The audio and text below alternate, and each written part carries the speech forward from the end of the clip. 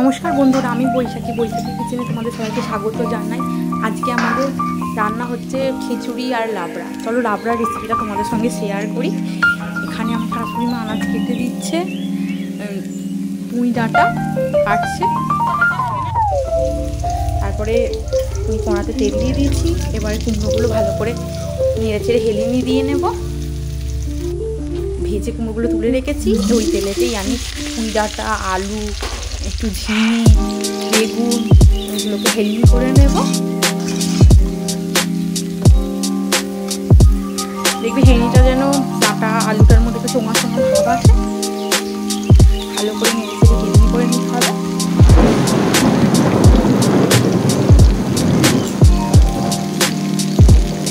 বাইরে এরকম ভিডিও রেখে লাবড়া আমাদের সবাই খেতে খুবই ভালো লাগে। খিচুড়ির রেসিপিটা আমি তোমাদেরকে একদিন অন্যদিন শেয়ার করবো। ভালো করে এবার ভাজা ভাজা করে নেব। যতক্ষণ ভাজা ভাজা হচ্ছে মশলাগুলো রেডি করে নিচ্ছি। এদিকে এর মধ্যে একটু তোমার ভাব এসে গেছে, তো এই মধ্যে আমি নুন দিয়ে দেবো।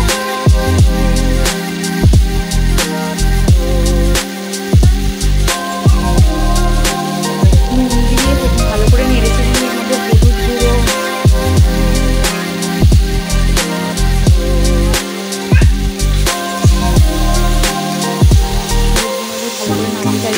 নাড়িয়ে চাড়িয়ে নেব। দেখো এর মধ্যে কেমন একটা কেটে গেছে, তো ভালোভাবে ভাজা হলে তরকারিটা খেতে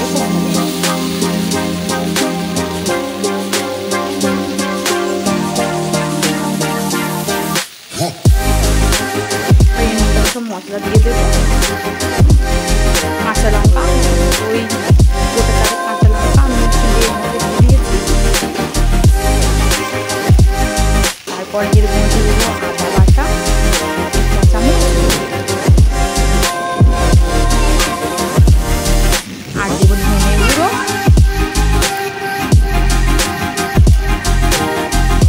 দেবো জিরে গুঁড়ো। এটা করে ভালো করে নাড়িয়ে চাড়িয়ে নিয়ে পরিমাণ মতো জল দিয়ে, বেশি জল দিয়ে তরকারিটা খেতে ভালো হবে না। আধ বাটির মতো জল দিয়ে আমি এটাকে ঢেকে খেতে হবে।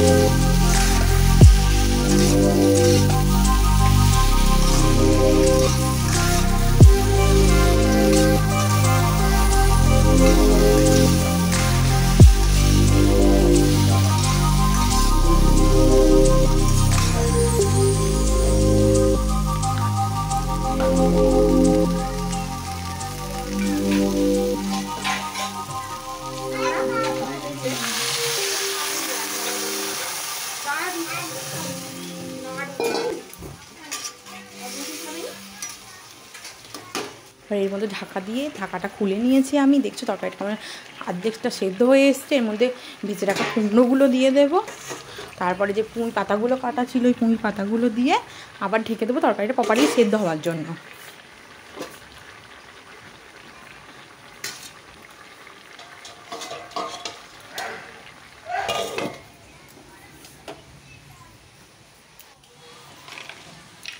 এবার তরকারিটা আমি নাবিয়ে নিয়েছি, সেদ্ধ হয়ে গেছে তরকারিটা। এতে ফোড়ন দিয়ে দেবো, তেল দিয়েছি কড়াইয়ে, তেজপাতা, শুকনো লঙ্কা আর 5 ফোড়ন দিয়ে তরকারিটা দিয়ে